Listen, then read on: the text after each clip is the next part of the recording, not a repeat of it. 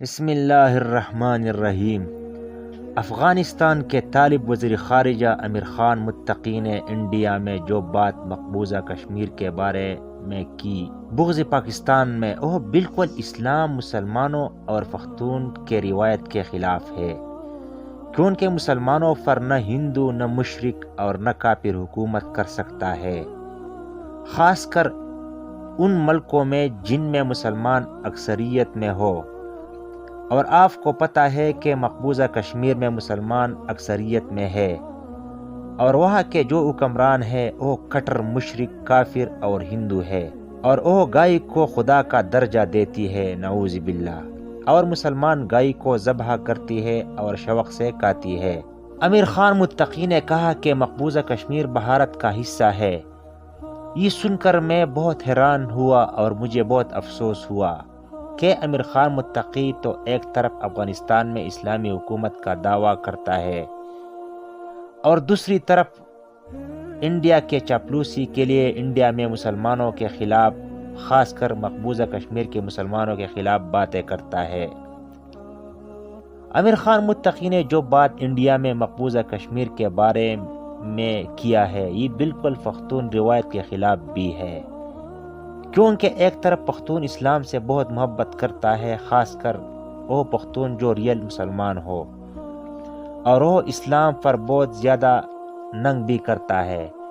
دوسری طرف پختون ان لوگوں کا زیادہ ہمدرد اور خواہ ہوتا ہے جو مظلوم اور کمزور ہو، اور آپ کو پتہ ہے کہ مقبوضہ کشمیر کے مسلمان دنیا کے مظلوم ترین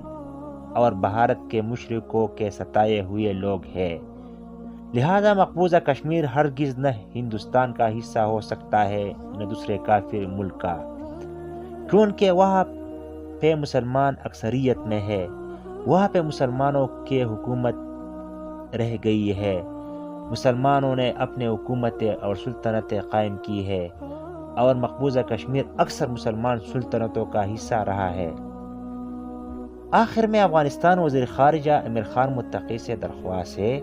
کہ افغانستان میں جو حکومت آپ کو ملا ہے، یہ ساری دنیا کے مسلمانوں کے تعاون سے آپ کو ملا ہے، اور مسلمانوں نے آپ کے ساتھ تعاون اس لیے کیا تاکہ آپ افغانستان میں اسلامی نظام لاگو کرے اور افغانستان کو ساری دنیا کے مسلمانوں کا خیرخواہ ملک بنائے اور سارے دنیا کے مظلوموں کا، نہ کہ آپ بڑے بڑے گاڑیوں میں گھوم کر مزے کرے اور افغانستان کو اپنا جاگیر سمجھے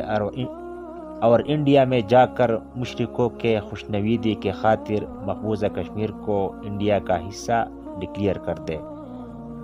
اور آپ کے بیان سے نہ انشاءاللہ مقبوضہ کشمیر انڈیا کا حصہ ہو سکتا ہے اور نہ انشاءاللہ حصہ ہوگا، لہٰذا اگر آپ پاکستان کے خلاف بھی ہے تو برائے مہربانی وہ باتیں کرے جو اسلام کے نہ خلاف ہو اور نہ مسلمانوں کا۔ آپ تھوڑا سا سیاست کو سیکھیں، تھوڑا سا اسلام کا اسٹڈی کر لے کہ اسلام میں مسلمانوں پر کون حکومت کر سکتا ہے، ان لوگوں کا کرائیٹیریا کیا ہوگا جو مسلمانوں پر حکومت کر سکے۔ تھینکس، ویڈیو دیکھنے کا شکریہ۔